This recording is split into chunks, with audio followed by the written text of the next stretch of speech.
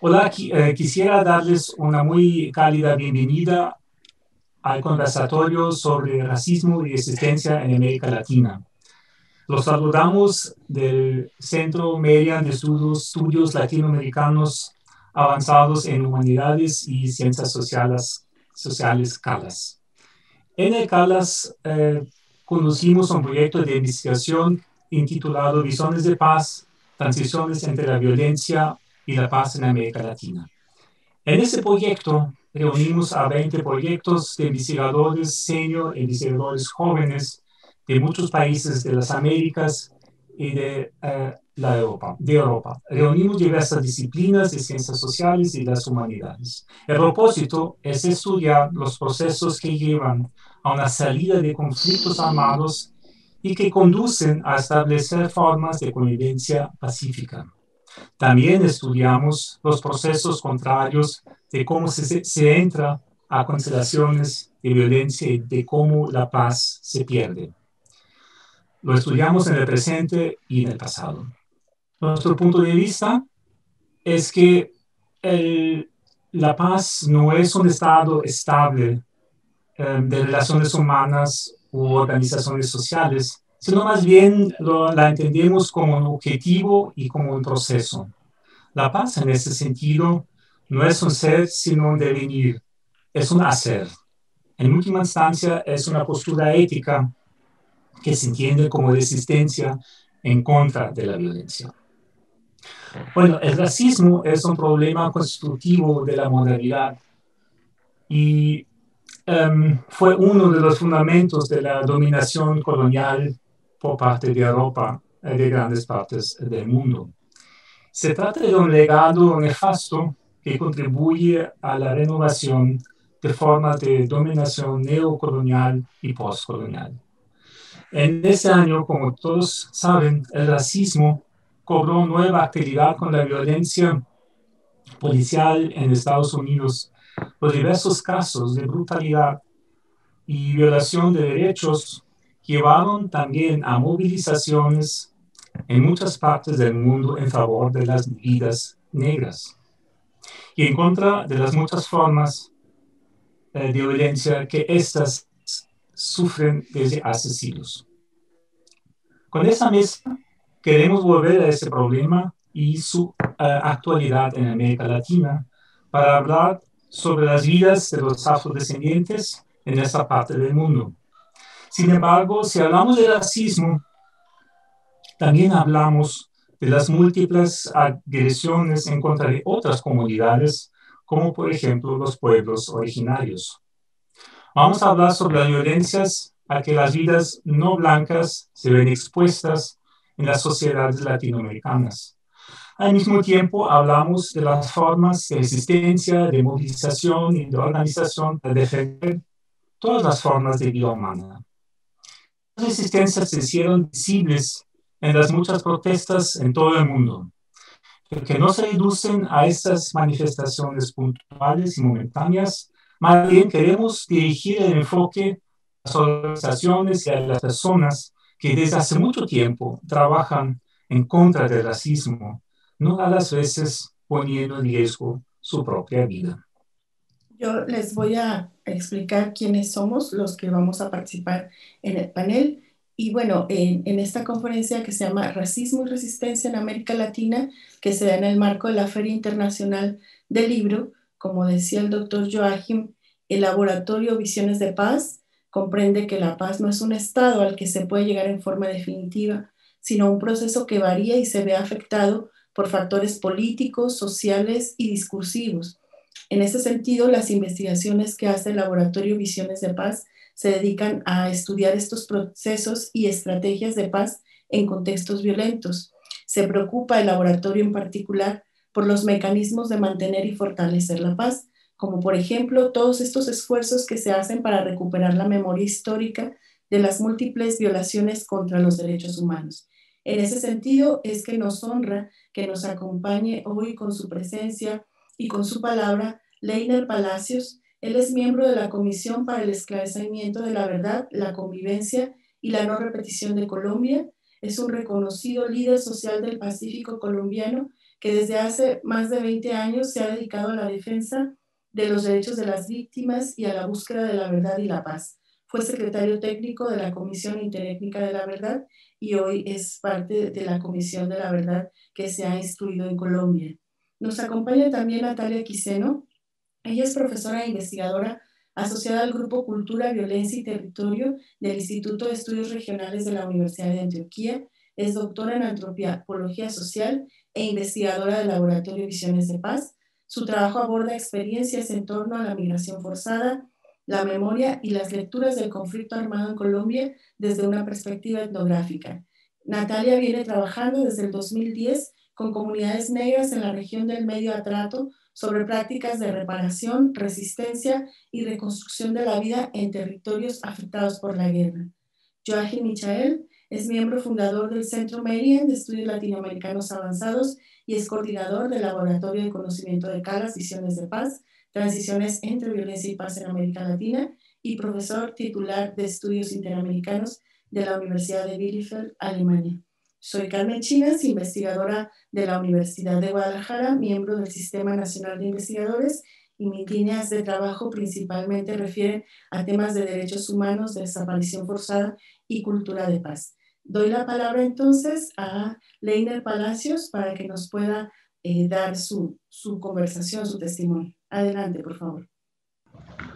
Un saludo, muchas gracias por invitarme a este importantísimo espacio y compartir en el marco de la Feria Internacional del Libro. Y pues agradecido por darme la oportunidad de traer aquí la voz. Yo soy una voz de las comunidades, una voz del sentimiento del territorio. Y de verdad que pues lo primero que tengo que decir con relación al racismo y las situaciones de violencia como se presentan aquí, pues tenemos que remontarnos y referirnos para nosotros como comunidades negras e indígenas. El tema del territorio es trascendental, es fundamental. Y el racismo lo empezamos a notar desde la misma manera como el Estado se relaciona con nosotros en estos territorios. De la manera como el Estado percibe y observa el territorio de las comunidades afrodescendientes y las comunidades indígenas. Y esta es una relación que se da desde la perspectiva neocolonial, desde la perspectiva del saqueo. No es posible que nosotros podamos entender cómo para otras regiones, cuando se van a implementar muchos proyectos, el Estado tiene la capacidad de sentarse y conversar, dialogar con los territorios y la gente de aquí. En cambio, cuando se van a desarrollar proyectos de manera especial en comunidades negras, la situación se vuelve más invasiva y más irrespetuosa. Por ejemplo, Buenaventura, en el Pacífico colombiano. Allí se está desarrollando unas grandes obras portuarias. El país se alimenta fuertemente de lo que entra y se mueve por Buenaventura. Sin embargo, la gente de Buenaventura alrededor del puerto está sin agua y todos los puertos que hay allí tienen la suficiente agua para mantenerse. Sin embargo, las casas de nuestros pobladores no tienen agua. Pero asimismo, en Yurumangui, más adentro de esta zona, también allá se ha puesto una represa y se ha construido una hidroeléctrica. Sin embargo, al bajar el río por los lados y las orillas están las chozas y las casitas de los campesinos y campesinas, y esas casas no tienen energía eléctrica.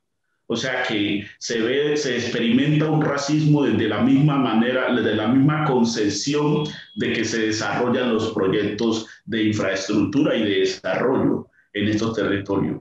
Pero también en la manera como se desarrollan algunas políticas. Por ejemplo, en el Bajo San Juan estamos experimentando y en Nariño cómo el gobierno nacional decide reactivar un proceso de fumigaciones aéreas sin tener en cuenta esa fumigación aérea, cómo afecta la salud y la vida y la alimentación de las comunidades. Acabamos de experimentar cómo para una finca de algún embajador que parecieron una serie de cultivos de uso ilícito, hubo un procedimiento totalmente distinto. Allá no hubo fumigación. En cambio, a las comunidades negras, a las comunidades indígenas, sí se le fumiga los cultivos de pan coger cuando no tenemos más ninguna posibilidad de alimentación, cuando no tenemos otras alternativas, pero también tenemos una situación de debilidad en temas de salud. Entonces, esa fumigación nos genera una serie de enfermedades en la piel, enfermedades procesos de malformación de los niños y niñas que se desarrollan en nuestras comunidades. Entonces, ahí experimentamos que eso es racismo.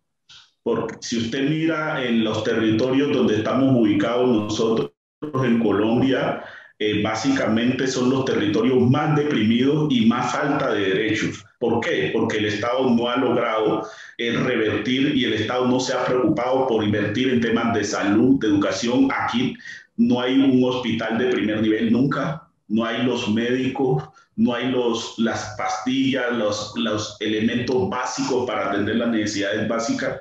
Y eso no es nuevo, eso es hace mucho rato se viene y todos los días se hacen promesas y a las comunidades negras no, y a las comunidades indígenas no se le cumple. Nosotros tenemos en cuenta más de 1.500 acuerdos con el gobierno nacional con compromisos puntuales que deberían imponerse, procesos de materialización de derechos para las comunidades. Sin embargo, eso no se atiende. Entonces nosotros consideramos que eso es racismo porque ¿por qué en otras partes de Colombia donde hay asentamientos mayoritariamente de población distinta a la población afrodescendiente, los niveles de desarrollo y los niveles de satisfacción de los derechos son aún mayor? Entonces, para nosotros eso es discriminación y eso es racismo. Pero también encontramos el racismo desde la misma lógica en cómo se desarrolla la violencia. Nosotros llevamos comunidades con más de 30 años, una confrontación armada, denuncias constantes y el Estado permite que los grupos armados se asienten en esos territorios, cobren fuerza, recluten. Acabamos de ver hace un poco más de 2 años el gobierno nacional suspendió una negociación con el ELN porque hubo una bomba en Bogotá. Y yo repudio totalmente ese hecho de que se haya tirado esa bomba en la escuela de cadete. Pero sin embargo la reacción frente al conflicto armado que se vive en los territorios del Pacífico, del Catatumbo, del Guaviare, de la periferia, del Chocó, en Bojayá, en el Bajo Atrato, en los Baudoes, esa preocupación no es la misma. Allá la gente está recibiendo el plomo todos los días y la respuesta del Estado es con más violencia y es con más represión. Sencillamente eso pasa porque somos comunidades negras, porque somos comunidades indígenas y porque no hay igualdad de derecho y de respeto. ¿Sí? No hay una dimensión de importancia por la vida negras en este país, por las vidas indígenas, y entonces eso es violencia, eso es racismo. Entonces nosotros recibimos un racismo también desde las políticas y desde la nacional. Y los mismos grupos armados que están presentes en esta zona sí que expresan racismo también con la forma como desarrollan su violencia e imponen e limitan la autonomía de las comunidades, no nos permiten desarrollar nuestras prácticas tradicionales, no nos permiten desarrollar las faenas de pesca, no nos permiten una cantidad de cosas, es básicamente la dirección de limitación a nuestra gobernabilidad, nos impiden hasta la posibilidad de reuniones, de encuentros con las comunidades. Eso es violencia, porque una sociedad, una gente que está sufriendo tanto necesita un sistema organizativo que pueda subirse a reclamar derechos ante el gobierno nacional. Y los actores armados también contribuyen a esa negación del derecho cuando nos limitan en todas estas cosas. Nosotros decimos, eso nos pasa básicamente porque somos negros, somos indígenas y porque este territorio está... Ayer me reunía con unas compañeras y me contaban cómo los actores armados han llegado hasta la dimensión de marcar a las negras porque con frases, porque usted tiene el cuerpo lindo, usted se mueve bien, como camina, cocina. Son fenómenos que van marketizando y van estigmatizando nuestra forma y color de nuestra piel. Y han llegado al punto que han marcado con barras calientes el cuerpo de nuestras mujeres y le indican, esto es portal, esto es portal. Yo estoy seguro que ese tipo de violencias no suceden con otras sociedades. Esa violencia física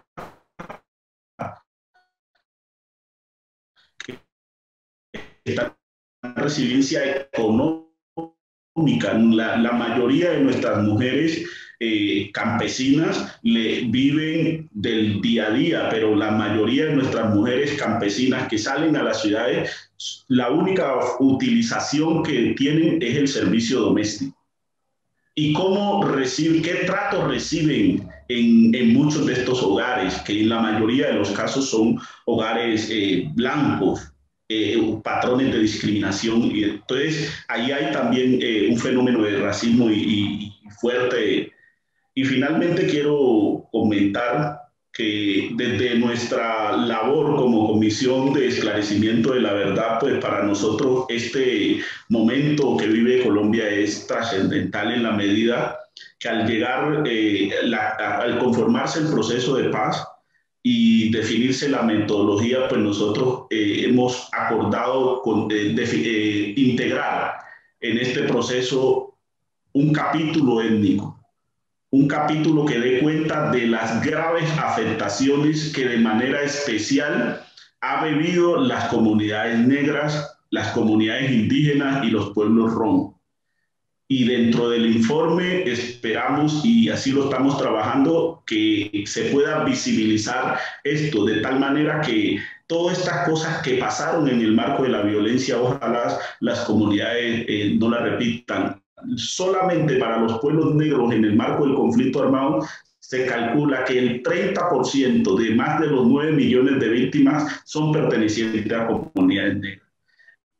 Y el conflicto armado aún nos sigue atropellando de manera más profunda en las territorios distintas a pueblos afrodescendientes y a pueblos indígenas. Y por eso nosotros consideramos que proponer este capítulo va a ser importante para mostrarle al país ese pasado doloroso que han vivido nuestras comunidades, pero también hacer que la sociedad reconozca ese dolor y se comprometa como Estado en garantías de no repetición para nuestras comunidades.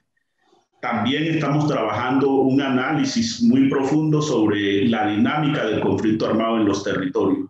Y para el Pacífico colombiano, el territorio, comprender lo que ha pasado en este Pacífico y la relación del conflicto armado con el desarrollo es de suma importancia. Y creemos nosotros que con eso también se contribuirá a una reflexión sobre esos modelos de racismo que se implementan en la figura de los planes de desarrollo de manera colonial que se imponen a nuestras comunidades. Allí va a haber una reflexión importante. Y por supuesto, estamos trabajando para transversalizar todo este informe que le entregaremos al país de manera que se vean visualizados los derechos de manera especial de los niños, niñas, mujeres que han sufrido tanto y de manera particular el conflicto colombiano.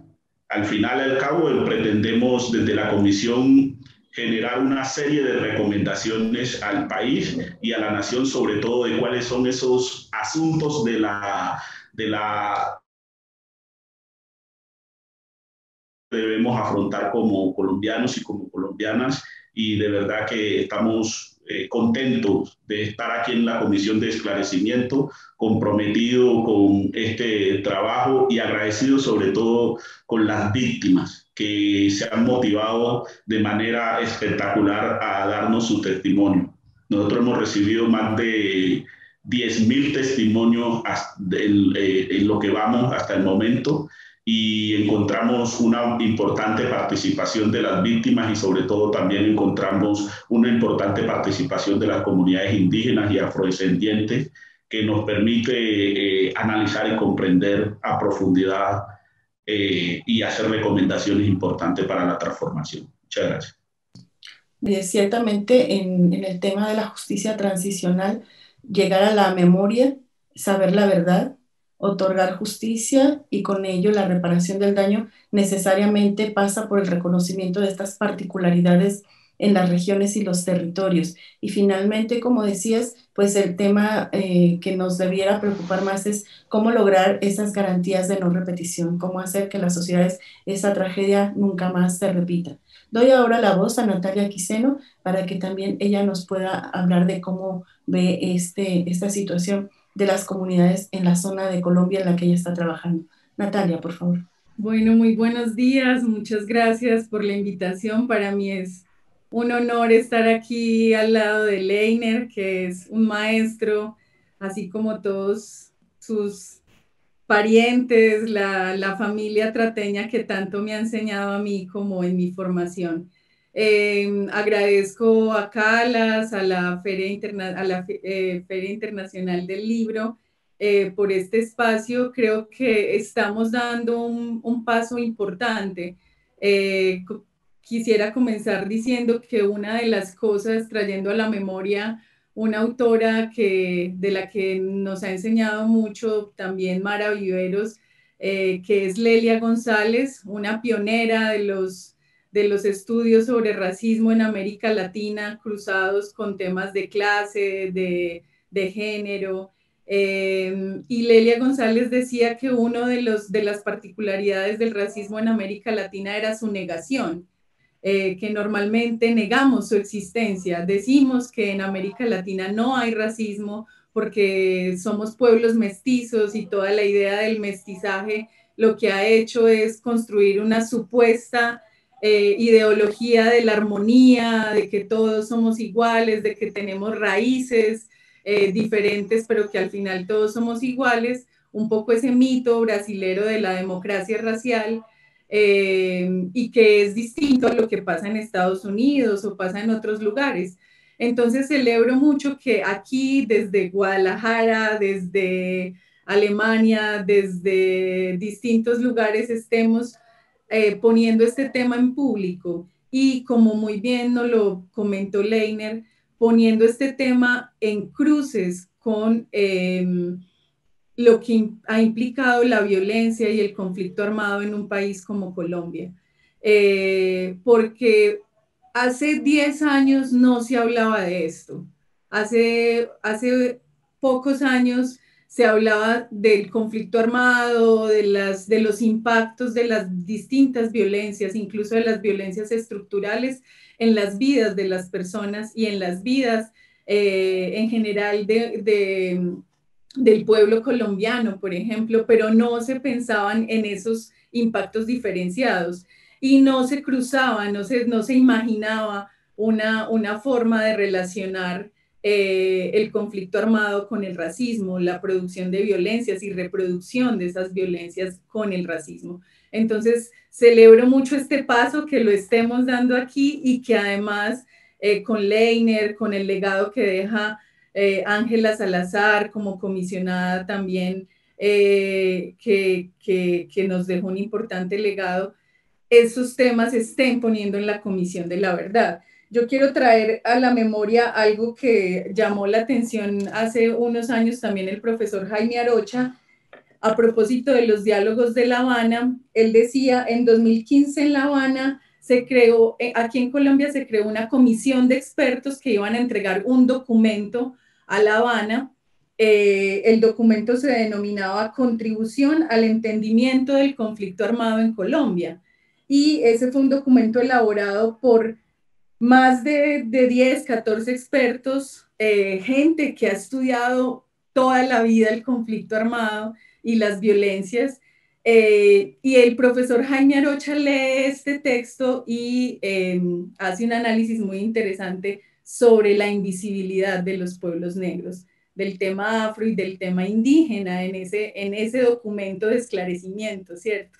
Entonces, de alguna manera también en los análisis académicos, en los modos como nombramos esas violencias o nombramos los modos de producir, de desear y de imaginar la paz, también vemos que podemos caer en prácticas racistas de ocultamiento, de borramiento, de deshumanización de los otros e incluso de deshumanización del dolor del otro, porque hay una idea recurrente también de que los pueblos indígenas y los pueblos negros son fuertes, son resistentes, han sobrevivido a 500 años, más de 500 años de dolor y de opresión, entonces como si eso fuera una idea de que puede seguir sucediendo y no condenar que esa opresión se siga reproduciendo, ¿cierto?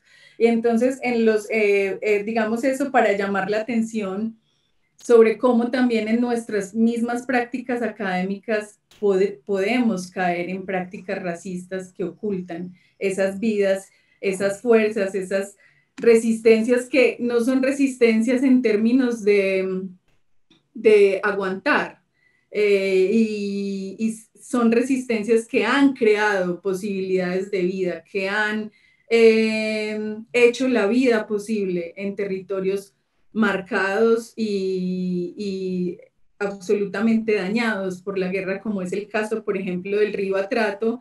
La cuenca del río Atrato es una cuenca que ha sido dañada por esa intersección de la que Leiner nos habló entre un modelo capitalista de desarrollo extractivista que imagina estos territorios como vacíos, donde no hay personas, donde no hay conocimientos, donde no hay sabiduría y donde no hay desarrollo. Cómo eso se articula con economías ilegales, dinámicas del conflicto armado y genera todo un cóctel de destrucción, toda una potencia destructiva que finalmente al destruir, por ejemplo, un río, está destruyendo también la vida de las personas. Entonces creo que ahí ese es un asunto importante. Me gustaría también recalcar algo, y es que el racismo no se vive de la misma manera en todos los cuerpos. El racismo no es una cosa homogénea que se experimenta de las mismas maneras en Colombia, en México, en Brasil, y creo que tenemos un gran reto en América Latina para comprender eso, ¿cierto? Aquí en Colombia las organizaciones, el movimiento negro, llamó la atención sobre un genocidio estadístico, que eso reproduce también de lo que Leiner nos hablaba, evidencia ese racismo de Estado donde por las mismas cifras oficiales estamos negando la existencia del otro. Si ni siquiera podemos identificar bien cuántas son las personas que habitan esos territorios, en qué condiciones las habitan, la posibilidad de protección y transformación de esas vidas, de garantía de los derechos de esas vidas, pues no va a existir, ¿cierto? Si el genocidio parte de las cifras, lo que vemos ya en la vida real es que se traduce no solo en cifras, sino en vidas mismas, en asesinatos de líderes sociales, en masacres, en envenenamiento de los ríos, en despojos. Y ahí, como ese racismo no se vive en todos los cuerpos de la misma manera, es muy importante la perspectiva que también desde América Latina tiene una genealogía, como lo ha llamado la atención la profe Mara Viveros. No es solamente una perspectiva que nace en Estados Unidos con los feminismos negros, que igual fue muy importante, pero en América Latina también hay una genealogía de la perspectiva interseccional, que es esta perspectiva que nos llama la atención sobre esa articulación de opresiones, articulación de violencias que permiten que se reproduzcan y también que hacen que esos cuerpos feminizados, esos cuerpos de las mujeres, de mujeres rurales, esa experiencia que nos cuenta Leiner, cómo se sexualiza, se exotiza y al mismo tiempo se marca un cuerpo como propio de un actor armado, ese tipo de experiencias solo las podríamos entender si cruzamos distintas categorías, si pensamos cómo opera el racismo, pero también cómo opera el sexismo, la violencia de género, la violencia que se produce sobre las personas imaginadas y representadas como pobres, como marginales, como vulnerables. Esta perspectiva también es importante decirlo, en realidad no es una cosa, tiene una genealogía importante en América Latina, pero es algo también de lo que se han venido apropiando los feminismos latinoamericanos. Antes no se hablaba del racismo al interior de los feminismos latinoamericanos y creo que eso también es un paso importante. Mara llama esto el giro antirracista en los feminismos latinoamericanos. Entonces creo que llamar la atención, recuperar las autoras, las intelectuales, las lideresas de los movimientos que están inspirando estas discusiones es muy importante para que pensemos cuál es el potencial de estos análisis que incluso los mismos movimientos sociales hacen para poder superar estas violencias y esta intersección de violencias. Me gustaría también como resaltando esto que digo de que han sido pasos importantes, también los que se han dado para que estos temas se pongan ahí, decir algo y es que en Colombia ahora estamos experimentando la posibilidad, el sueño de que una mujer como Francia Márquez algún día llegue a la presidencia de Colombia. Francia Márquez es una gran lideresa del norte del Cauca, negra, que nos ha dado muchas lecciones y el racismo se reproduce en comentarios como, pero no tiene experiencia, no podría ser presidenta. Y yo creo que pensar eso como un posible, como un sueño, como una oportunidad sería un paso muy importante para entender estas luchas antirracistas en América Latina. Y bueno, ahorita de pronto, si queda más tiempo, les leeré un pedacito de un discurso que se hizo muy famoso de Francia Márquez, donde ella con maestría sintetiza muy bien lo que significa heredar una lucha antirracista, una lucha libertaria en contextos donde amenaza constantemente la violencia, pero se apuesta diariamente, cotidianamente por la paz.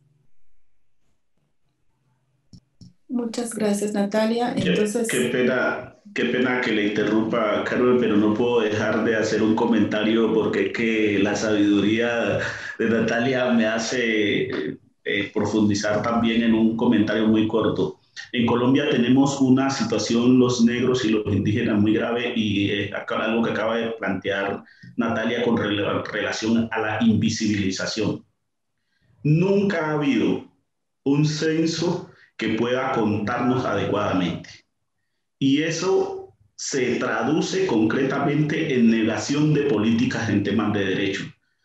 Por ejemplo, en la zona de los Montes de María, allá hay más de 16 municipios y las comunidades se califican y se autorreconocen como afrodescendientes. Sin embargo, al momento de censarlo, no lo censaron como afrodescendientes, lo censaron como campesinos. Y eso distorsiona cualquier posibilidad de mirada en políticas étnicas, por ejemplo, para estos territorios. Entonces quería hacer ese comentario porque uno de los mayores y de los problemas que tenemos es también en cuanto a que hay racismo en la misma manera de cómo se plantea y hay discriminación en la manera como nos cuenta en los distintos censos que se proponen. Las preguntas que se plantean no son pertinentes y adecuadas para hacer visible nuestra propia realidad. quería hacer ese comentario porque me parece trascendental. Sí, realmente es trascendente. En el caso mexicano, por primera vez en un conteo de población se incluye la posibilidad de autoidentificarse como afromexicano.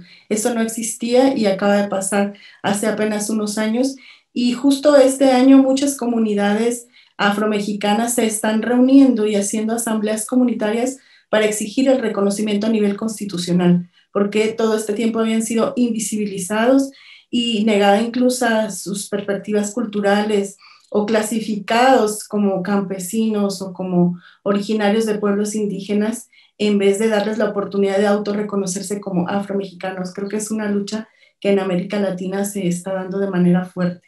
Es fundamental todo lo que ustedes dicen desde la academia y principalmente desde el trabajo social de la defensa de los derechos humanos sobre las violencias estructurales, las violencias directas, la violencia racista y el racismo en estas sociedades. A lo mejor al final les pediría que nos hablaran un poco de sus experiencias, de cómo personas que se oponen a esa violencia y que se oponen al racismo, cómo son sus experiencias. El señor Elena Palacios, por ejemplo, nos habló de los testimonios. ¿Cómo es la disponibilidad de estas personas de empezar a hablar sobre sus experiencias de discriminación? ¿Cómo es la disponibilidad de las personas de escucharlos? ¿Y cómo es la disponibilidad desde su perspectiva de que finalmente la sociedad y el Estado les haga caso y que atienda a sus reclamos?